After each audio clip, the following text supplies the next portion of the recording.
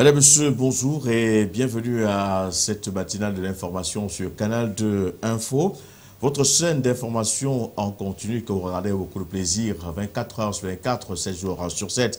Au sommaire de l'actualité ce matin, le Parlement burundais qui vient de refuser l'ingérence de l'Union africaine à travers, bien évidemment, un congrès extraordinaire des deux chambres qui ont demandé à Pierre Nkurunziza de refuser les 5000 soldats proposés par l'Union africaine pour maintenir la paix au Burundi. Et toujours au sommaire de l'actualité ce matin, le Burkina Faso, avec ce mandat d'arrêt international qui vise Blaise Compaoré.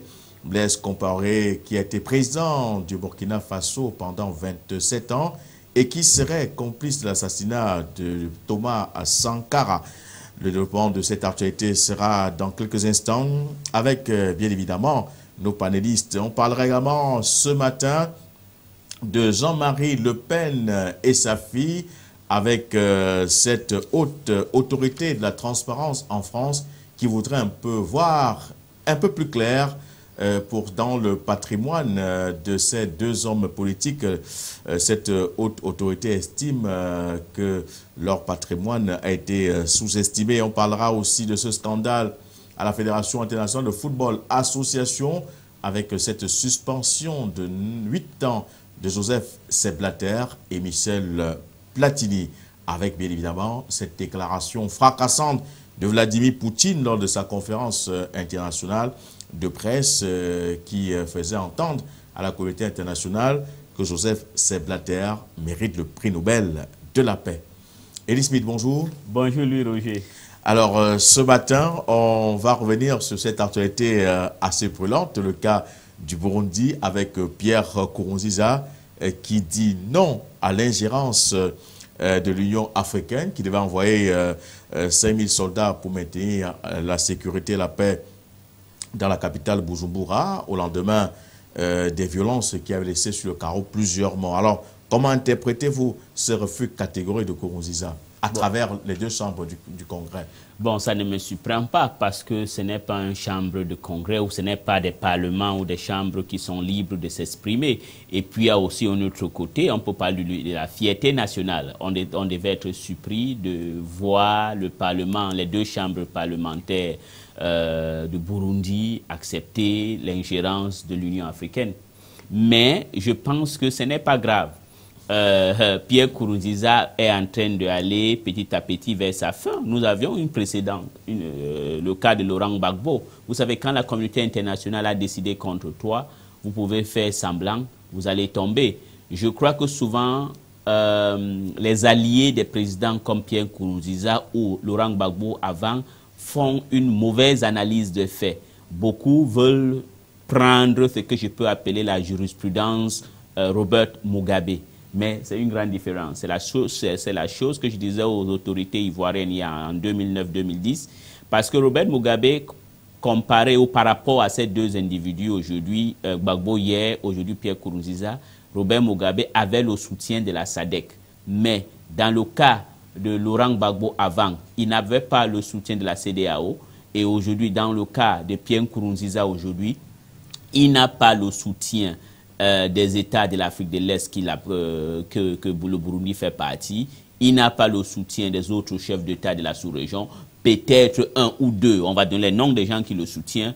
Joseph Kabila de la RDC et puis Denis Sassou Nguesso du Congo, qui sont deux chefs d'État qui sont aussi des parias en degrés différents. Donc ça veut dire qu'il est seul. Je pense que ses jours sont comptés à la tête du Burundi. Ces jours sont comptés, on espère bien évidemment. Mais ce qu'il faut également souligner, c'est que l'Union africaine affirme également à travers le communiqué qui avait été rendu public demandant à Pierre Nkurunziza de se prononcer rapidement, dit également que les mesures supplémentaires seront prises pour respecter cela. Donc c'est que malgré le fait que Pierre Nkurunziza dise non, l'Union africaine dit que cela sera respecté. Alors, les mesures supplémentaires, c'est quoi? c'est une force de frappe, c'est une concision, ça se passe comment? Oui, je pense que tout est possible. Rappelez-vous, le médiateur principal reconnu pour le Burundi est le président Yoweri Museveni. Et Yoweri Museveni avait déjà dit que sur la table, il y a toutes les options, y compris militaires.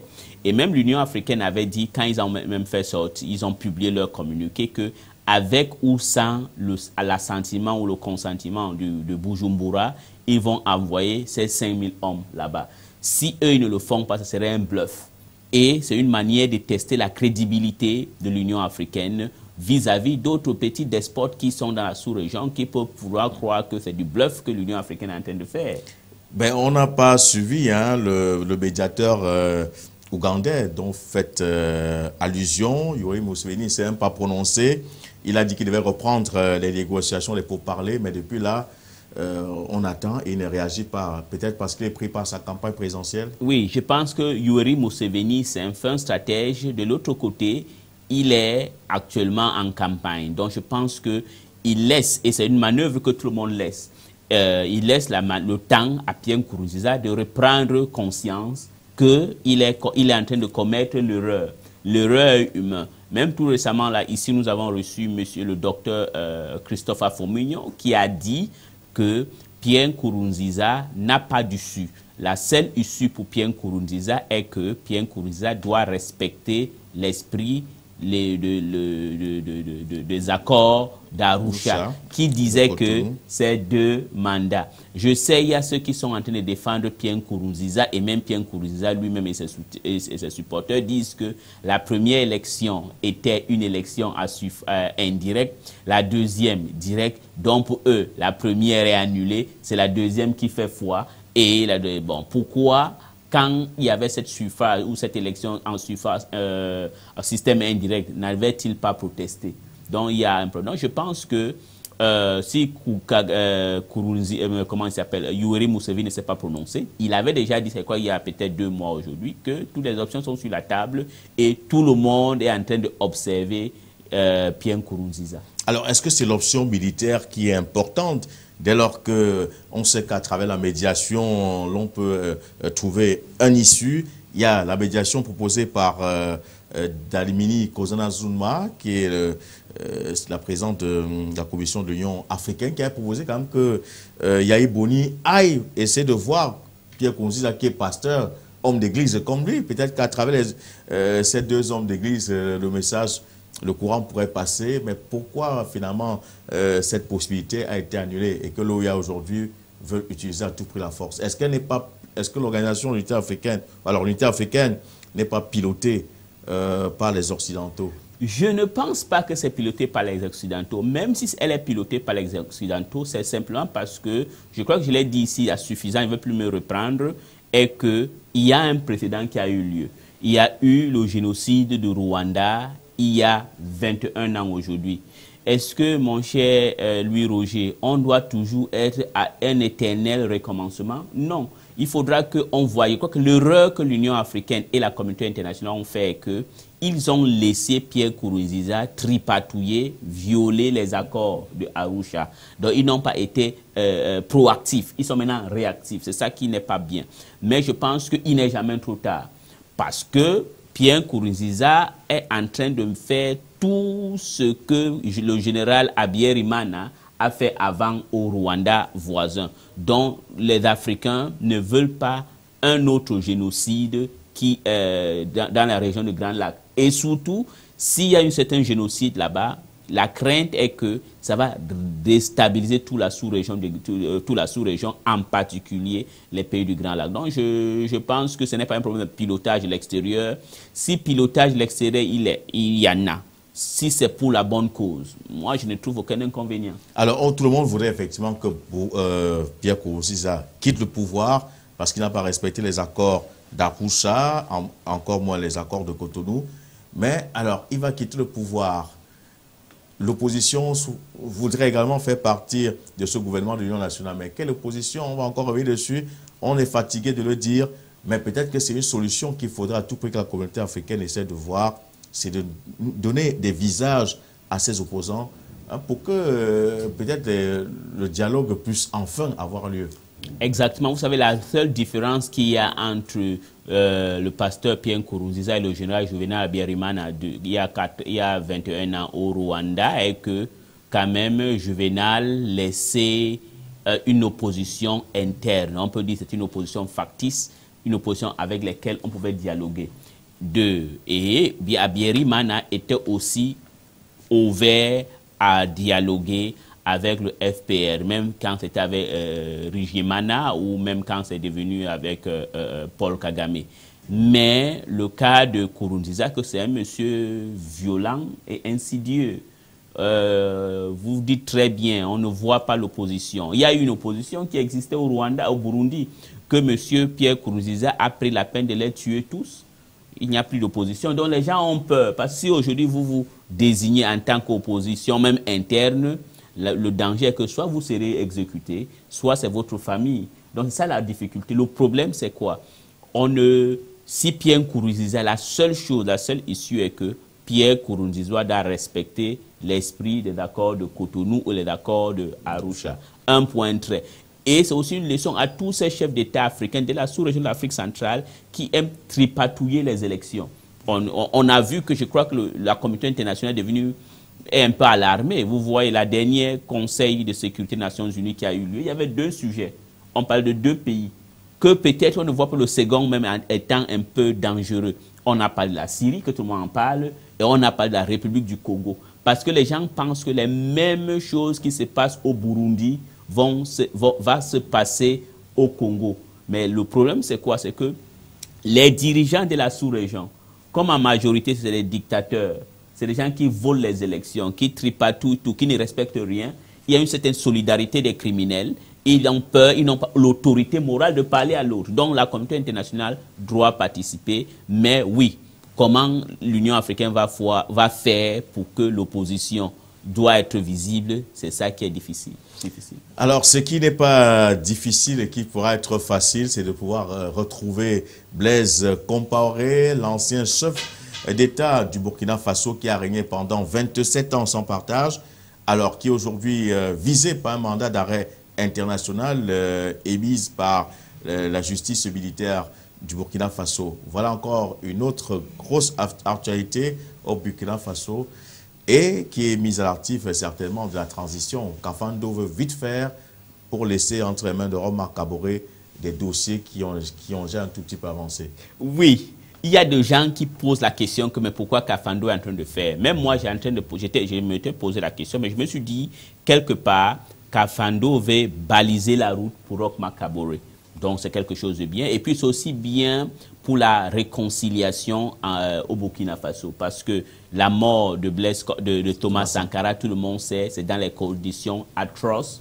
Et tout le monde le sait aujourd'hui que ceux qui ont tué Thomas Sankara, ce n'est que ses amis dont les Blaise Compaoré et Gilbert Diendéré.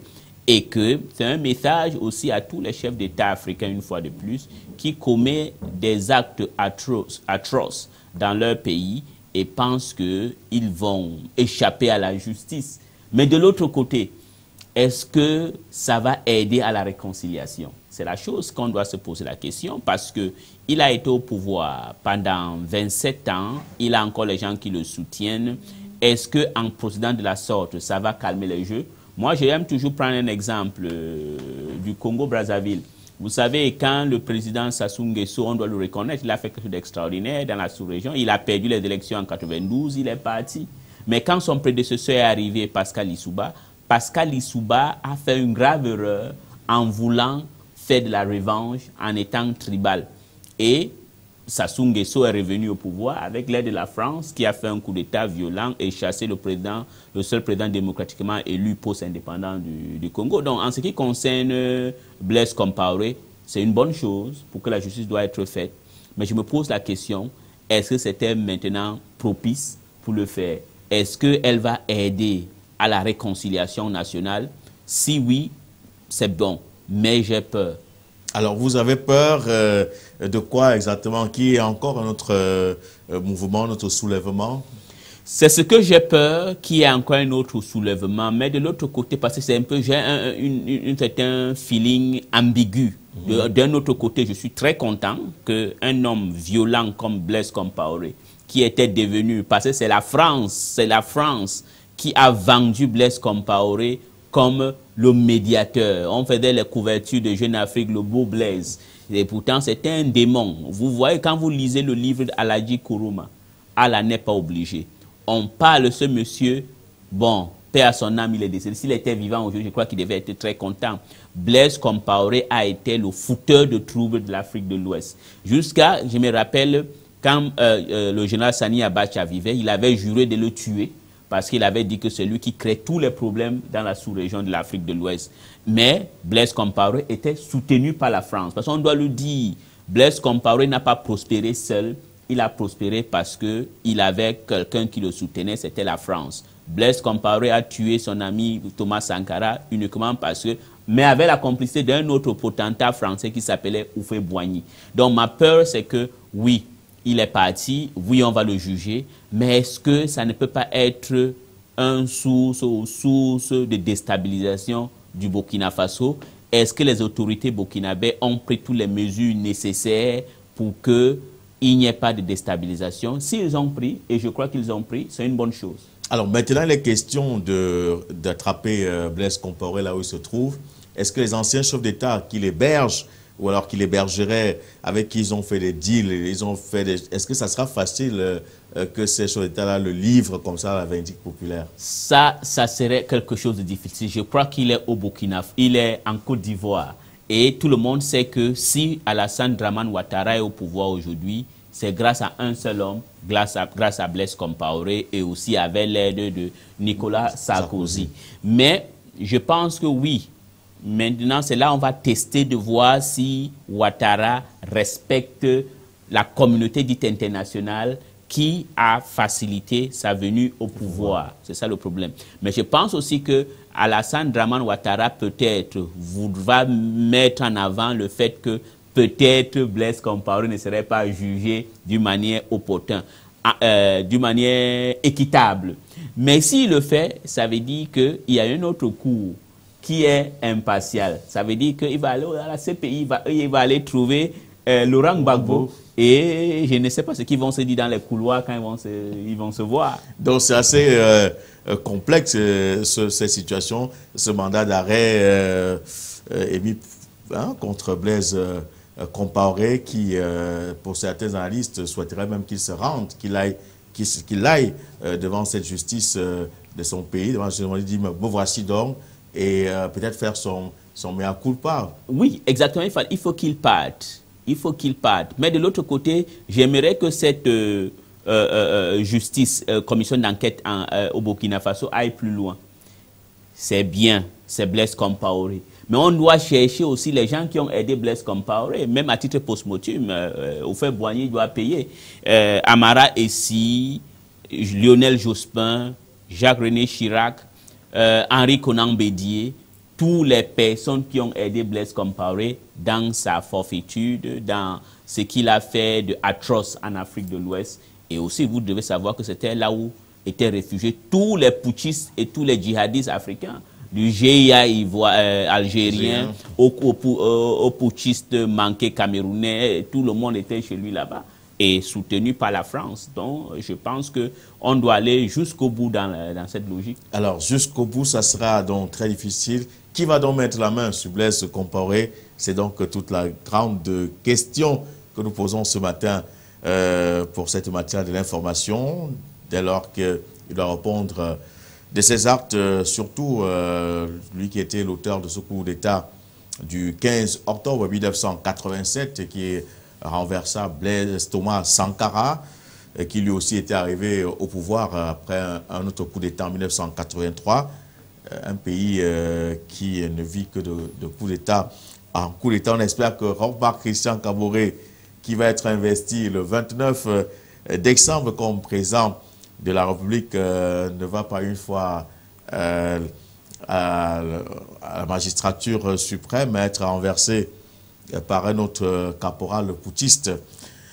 Parlons à présent de ce scandale de la FIFA. Eddie Smith avec Joseph Sepp Blatter, le puissant patron de la FIFA et le puissant patron de l'UEFA, qui sont donc suspendus de toutes les activités liées au football pour une durée de 8 ans.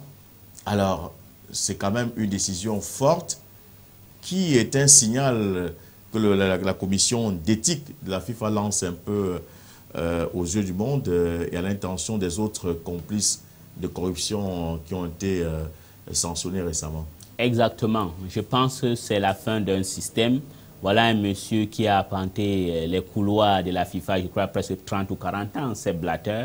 Il est le digne successeur d'un autre monsieur très corrompu, João Avalanche. Avalanche. Donc, je pense que c'est le début de la fin d'un système. Tout le monde sait d'abord, João Avalanche avait même fait fort le scandale du droit TV qu'il avait donné à son ami, j'ai oublié son le patron de TV Globo, de la télévision mexicaine, quand c'était atroce. Tout le monde a vu, mais personne n'a rien fait. Je pense que c'est un début de mettre de l'ordre dans la maison FIFA. Et aussi, c'est une leçon aussi à Platini, Michel Platini. Parce que Michel Platini, quand vous êtes dans la mafia, il y a une manière qu'on fait. Donc, il a cru être royaliste plus que le roi. Donc, il est tombé dans son propre piège. Tout le monde sait comment il a battu M. Lennart Johansson, l'ancien patron de l'UEFA. Tout le monde sait ce qui s'est passé. Donc, je crois que pour Platini, c'est bien fait pour lui, hein, parce qu'il a d'abord voulu se présenter comme quelqu'un qui est pieux et pourtant il était aussi autant corrompu que les autres. Alors, certains observateurs disent que Michel Platini aurait pu être blanchi s'il n'avait pas critiqué Sepp Blatter et s'il n'avait pas annoncé publiquement qu'il serait candidat à la FIFA. Vous savez, dans la mafia, il y a des règles qu'on doit respecter. C'est comme si vous êtes dans un ordre maçonnique, il y a des règles à respecter. Parce que, contrairement à ce qu'on dit, un vrai maçon a des principes qui ne violent pas. Voilà, un maçon ne tue pas ou ne manque pas. Il a des principes éthiques. Un vrai franc-maçon le fait. Donc, lui qui est dans une mafia, il déclare, il défie ses patrons. Son mentor. Donc, je crois que le mentor arrive. J'ai suivi une interview sarcastique de Sepp Blatter qui présentait Platini à un homme honnête. On a compris que c'était l'inverse. Et puis, de fil en aiguille, on a découvert que, contrairement à ce qu'il a entendu, et je crois aussi que les 8 années qu'on lui donne de suspension, s'il n'essaie pas un peu de contrôler ses paroles dans les médias, je pense qu'il risque d'être radié à vie de la FIFA. Et certaines, hier sur le plateau de la soirée de l'information, certains nous faisaient savoir que bon, les 8 ans, c'est juste parce que Sepp Blatter est déjà vieux, on n'est pas sûr qu'il va atteindre, qu'il va même épuiser les 8 années, que c'était une élimination naturelle qui était ainsi programmée par la FIFA. Exactement, parce que vous savez quoi, Sepp Blatter, si je ne me trompe pas, a 71 ans. Donc, bon, je pense qu'il se porte bien, il peut atteindre 80 ans. Mais est-ce qu'il aura encore la force de faire la gestion de la FIFA? Non. Mais ce qui fait mal, c'est ce qui concerne Michel Platini. Pourquoi Michel Platini veut refuser le rôle qu'il a joué auprès de Sarkozy pour l'octroi de la Coupe du Monde France 98, même au Qatar, par exemple, au Qatar, dans un pays où on ne voit même pas le football qu'on joue là-bas. Donc, je pense que si on continue, je crois que Platini va avoir très chaud. Donc, je pense que c'est une leçon qu'on a à Platini. Et pour certains analystes, il faudrait que ces deux-là se calment parce que d'autres dossiers sont encore en cours. Ah, il y a tellement de dossiers. Il y a des dossiers, par exemple, le dossier de Qatar, on n'a même pas encore touché. Si on touche le dossier du Qatar, je crois que Platini va avoir chaud. Il y a Platini, il y a Nicolas Sarkozy lui-même, il y a Zinedine Zidane, le champion français. Donc tout le monde sait le rôle que ces individus ont joué pour que Qatar gagne la Coupe du Monde. Donc M. Platini doit se taire. Ça arrive, il est entré dans une association, il doit respecter les règles, il ne l'a pas respecté. Voilà, mais la bonne chose, c'est qu'il y aura l'ordre au sein du football. C'est une bonne chose. Alors, c'est la satisfaction que le Camerounais que je suis peut avoir, c'est qu'il y a quand même un Camerounais qui assure l'intérim et c'est de son intérim que cette décision est prise. Exactement. Pas seulement pour le Cameroun, mon cher Louis Roger, c'est pour l'Afrique tout entière et puis pour tous les gens d'origine négro-africaine. Vous savez, ce monsieur Ayatou une fois a été, pas une fois, et quoi, 2 ou 3 fois a été suspecté de toutes les corruptions. On a d'abord dit, je crois, bon, mes amis anglais ont regardé un Camerounais avoir ce préjugé en disant qu'il est corrompu.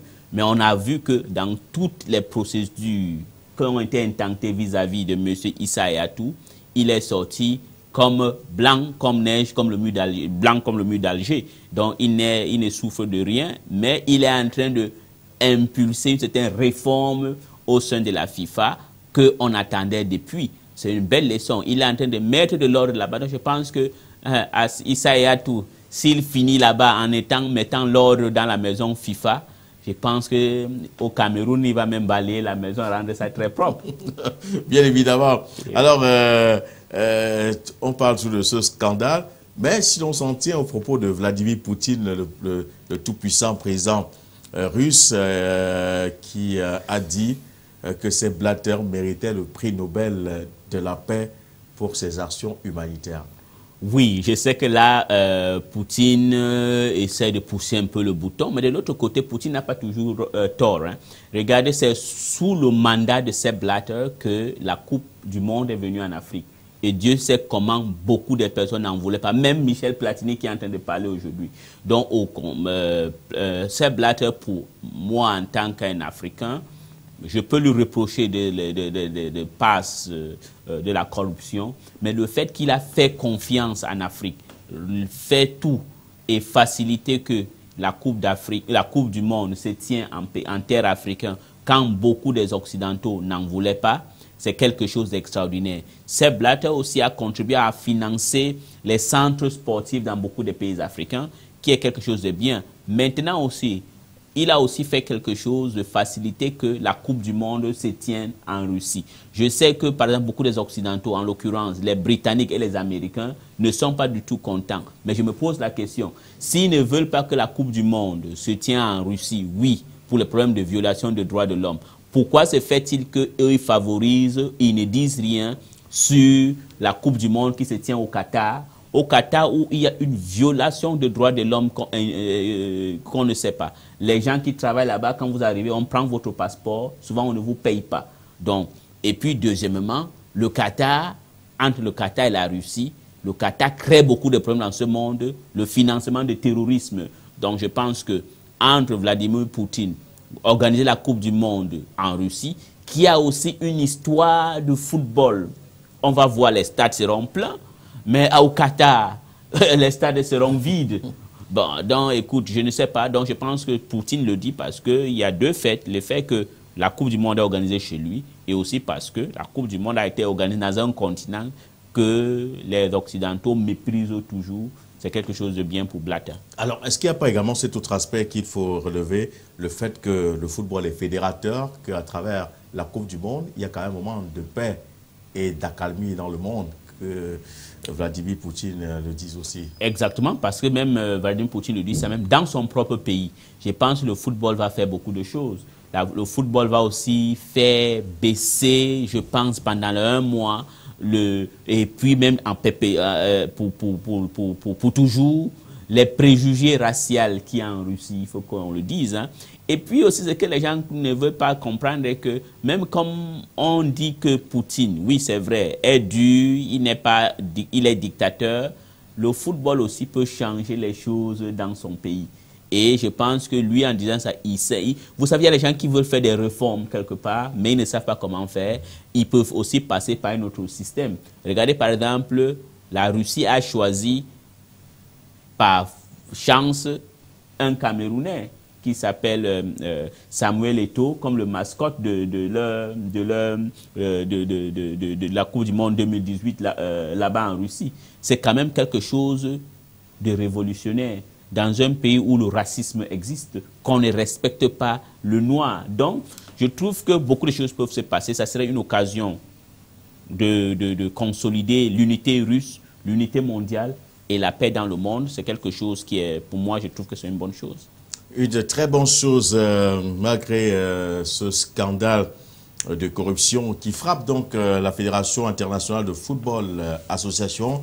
Voilà Joseph Sepp Blatter qui avait annoncé à Mondovision qu'il devait se retirer de la FIFA, qui aujourd'hui est contraint par cette décision de partir, de quitter Manu Militari. C'est un peu ça également le sort qui est réservé à des grandes personnes, des chefs d'État qui ont subi des multiples coups d'État peuvent, n'est-ce pas, comprendre ce qui se passe lorsqu'on est subitement destitué de ses fonctions, et pourtant on était très puissant et tout puissant.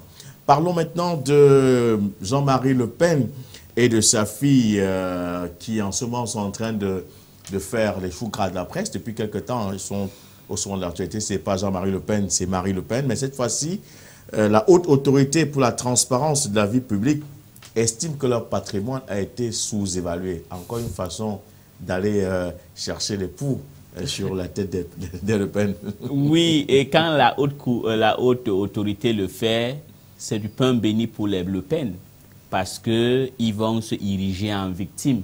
Parce que la grande question est que la France, avec sa capacité d'enquête et le contrôle qu'ils font, comme ils savent faire d'une manière financière, est-ce que vous allez me dire que c'est aujourd'hui qu'ils ont découvert que la fortune ou l'investissement immobilier des Le Pen était sous-évalué? Je pense que non. Vous n'avez pas besoin d'être un diplômé de HSE ou de sortir de l'école centrale de Paris pour savoir que c'est un peu une manière de déstabiliser le Front National. Mais de l'autre côté, on fait cela, mais la population va se poser des questions, comme moi je me pose. Pourquoi, bon Dieu, ils ont laissé depuis ce temps ne pas le faire? Est-ce que c'est parce que le Front National est en train de faire des scores historiques sur le plan politique français et il cherche peut-être à le discréditer? Si c'est ça, je crois que ça aura un autre effet contraire. Parce que la population française est en train de voter pour le Front National, pas parce qu'elle est raciste. Il y a des facteurs majeurs. Il y a le problème de la crise économique. Il y a le problème que la France n'est plus la France, selon les gens de l'Union de Jean-Marie, du Front National et des Français, parce que pas seulement les gars du Front National ou les femmes du Front National ou les supporters du Front National, beaucoup des Français, comme beaucoup des Européens, croient que la prépondérance de Bruxelles les nuit. Donc la France est devenue une province de l'Union européenne. Ça, c'est deux majeurs. Et l'autre problème, c'est le problème de l'immigration. Quand vous venez maintenant commencer à aller chercher des procédures judiciaires, comment on appelle ça, les redressements fiscaux, les gens vont se dire, il est victime parce qu'il est en train de dire de sa popularité, donc on veut simplement lui casser. Et on va poser la question aussi, quand ils ont publié cette photo du Daesh qui avait coupé la tête d'un journaliste américain, oui, c'était affreux de le présenter, mais quand Jean-Marie Le Pen dit « voici le Daesh », ce que le Daesh fait, ça veut dire quelque part, les gens ne veulent pas qu'on dise la vérité de ce qui se passe dans le monde. C'est ce que humblement je pense. Alors, aujourd'hui, Marine Le Pen qui n'en finit pas, hier, elle était poursuivie pour avoir posté donc, effectivement cette image de ce journaliste américain décapité par Daesh. Aujourd'hui, c'est son patrimoine qui est remis en cause. Décidément, l'on voudrait tout faire pour éteindre le Front National, surtout que, de l'autre côté, c'est Bernard Tapie qui refait surface en politique et dit qu'il vient comment le Front National en apportant de l'emploi aux jeunes Français de 18 à 25 ans. Décidément, le Front National fait trembler toute la France. Le Front National fait trembler toute la France parce que, vous savez, ce n'est pas seulement en France, partout, même ici au Cameroun, si vous demandez aux Camerounais ordinaires dans la rue, les Camerounais en ont marre des professionnels de la politique. Je pense qu'aujourd'hui au Cameroun, n'importe qui sort aujourd'hui, qui peut avoir un discours fédérateur, va damer le pion à tout le monde. Même en France, c'est la même chose. La classe politique classique, que ce soit de la gauche ou la droite, les Français en ont marre parce qu'ils n'ont pas pu résoudre le problème des Français, qui est le problème élémentaire du chômage. Maintenant, ce bon politique populiste qui s'appelle Bernard Tapie, il vient. Est-ce que c'est aujourd'hui qu'il a découvert que le Front National existe? Est-ce qu'aujourd'hui qu'il a découvert qu'il y a le problème de chômage des jeunes en France? Maintenant, d'où va-t-il trouver les solutions pour donner de l'emploi à ces jeunes et barrer la route au Front National? Non, je pense que c'est du relation publique qu'ils sont en train de faire. C'est un peu du pipeau. C'est du pipeau, mais la réalité est qu'ils sont en train d'encourager, donner du grain à moudre au Front National. Et le Front National va malheureusement prendre le poids de la bête parce que la population va se dire, mais bon Dieu, ces individus parlent maintenant et puis nous sommes là depuis. Si ils avaient mis des mesures en place pour lutter contre le chômage, pour lutter contre la discrimination, parce que ces jeunes-là qui vont rejoindre l'islamisme ou tout, c'est parce qu'ils n'ont pas de travail en France. Et puis, si les politiques avaient réfléchi sur la souveraineté française, ça devait aussi couper le pied, l'herbe sous le pied du Front National. Parce que regardez par exemple de l'autre côté de la Manche, donc au Royaume-Uni, David Cameron est en train de renégocier la position britannique vis-à-vis de Bruxelles. Et c'est différent parce que la Grande-Bretagne veut être, oui, dans l'Union européenne, mais avec la maintenance de son autonomie que la France a perdue. Parce que si vous voyez, ils peuvent dire non, oui, mais les lois européennes, c'est bien dit, sont prépondérants aux lois nationaux de tous les pays qui sont membres de l'Union européenne. Voilà, ce qui est bien dit. Alors, parlons aussi de la France, avec cette fois-ci l'opérateur de téléphonie mobile Orange, qui vient d'être donc sanctionné par l'autorité de la concurrence, qui vient donc d'infliger à cette compagnie une amende de 350 millions d'euros pour des pratiques anticoncurrentielles. Ce qui nous amène à avoir une relation à ce qui se passe aujourd'hui au Cameroun. Exactement. J'espère que si on a une autorité ici, ils vont voir, est-ce qu'Orange, quand Orange dit qu'ils ont lancé les 4G, est-ce que c'est vrai? Tandis que pour le cas de MTN, on peut dire que c'est vrai en partie, parce que MTN, oui, a lancé un 4G qui marche dans 4 villes au Cameroun. Douala, Yaoundé, Boya et Bamenda. Mais est-ce que Orange fait la même chose? Donc je pense que là-bas en France, ils ont des institutions qui existent. Nous avions vu aussi dans un autre pays africain qui a frappé MTN, le Nigeria. Ça montre quand un pays est sérieux, il y a des institutions fortes, on peut le faire. On doit poser la question à Orange parce que Orange au Cameroun prospère parce que les institutions camerounaises sont faibles. Et la France fait un chantage au Cameroun vis-à-vis de Orange. Il faut savoir qu'il y a un truc que je vais dire aujourd'hui, et je mets à défi les gens de Orange de venir me dire s'ils ont payé les droits, les licences pour entrer même au Cameroun comme les autres. Parce qu'il y a eu un certain troc. On disait que le Cameroun devait de l'argent à France Télécom et on nous fait le chantage parce que bon, nos gouvernements veulent faire plaisir à la France. Est-ce que quand Orange est au Cameroun, elle respecte les normes de la concurrence? Est-ce que quand Orange dit ici qu'ils ont le 4G, est-ce que Orange a ce 4G? Mais en France, quand ils ne respectent pas, on les frappe. Et quand on a frappé en France, je pense qu'ici, les autorités de régulation de télécommunications au Cameroun doivent se poser la question et voir toutes ces compagnies de téléphonie, que ce soit MTN ou Orange, s'ils ne respectent pas, on doit les frapper.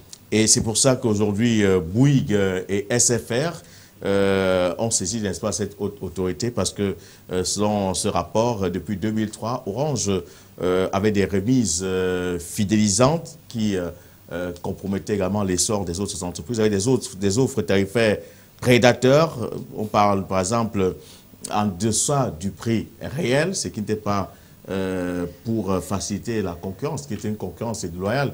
Et c'est pour cela qu'aujourd'hui, cette entreprise est sommée de payer les 350 millions d'euros. Exactement, oui. Bon, si par exemple, je comprends, peut-être c'est en France, si je ne sais pas quelles sont les règles, si les règles de la concurrence en France interdisent de vendre en deçà du prix existant, donc là, Orange n'a pas respecté la loi. Mais si c'est dans un pays libre, où chacun peut fixer son prix comme il veut, mais là, ce n'est pas le cas. Donc, ce n'est pas le cas, donc Orange doit payer.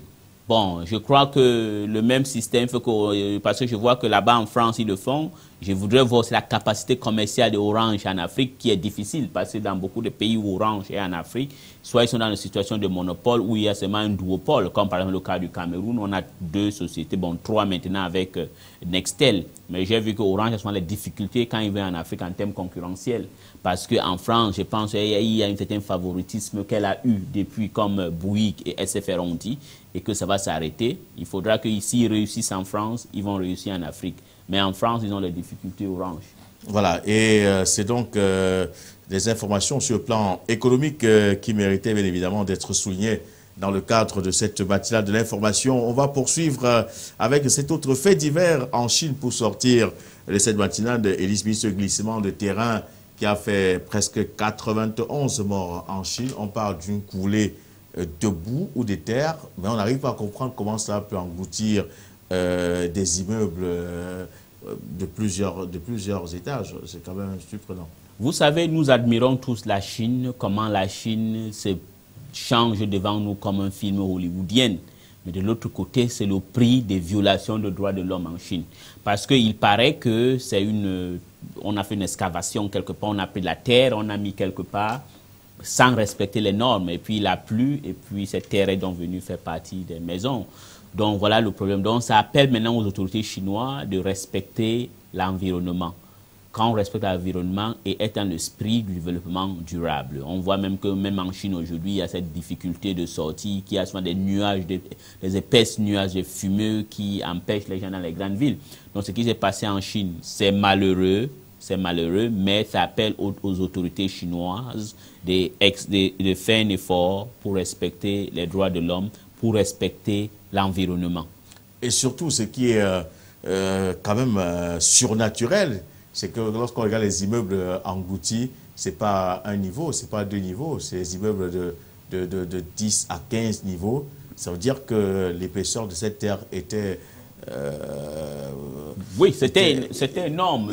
C'était énorme. Et comme il a aussi plu, c'était énorme. Donc quand il pleut, donc, la pression de l'eau qui entre et qui pousse cette maison. Donc maintenant, on doit aussi se poser la question, la capacité, la qualité de ces maisons qui ont été construites. Je ne suis pas loin de moi dire que les Chinois ne font pas de bonnes choses. Il y a des Chinois les Chinois font de bonnes choses. Mais aussi, il faut avoir des contrôles. Même en Chine, le reproche qui est fait à beaucoup d'entrepreneurs chinois en Chine est que quand ils ne sont pas bien contrôlés et qu'il y a aussi le problème de la corruption là-bas, les gens font des choses à la va-vite. Et il y a des conséquences, il y a beaucoup de morts d'hommes qui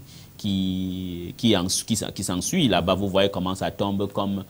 si on avait dynamité le château de cartes. Oui, comme un château de cartes. C'est des maisons qui s'effondrent, qui s'écroulent comme des châteaux de cartes surnaturels. Et certaines personnes parlaient d'erreur humaine. Comment une erreur humaine peut-elle occasionner des effondrements d'immeubles en série? C'est assez surnaturel. Oui, quand ce n'est pas bien fait, si ça fait sans respecter les normes, c'est tout à fait normal que s'il y a un petit choc, elle va s'écrouler. Merci Elie Smith d'être passé ce matin, d'avoir échangé avec nous sur ces quelques sujets d'actualité. Patrick Christian d'abord qui n'a pas été là ce matin, qui n'est pas en santé. Alors nous souhaitons un prompt rétablissement. Madame, Monsieur, ne quittez pas nos programmes se poursuivent. On se retrouve ce soir pour la soirée de l'information.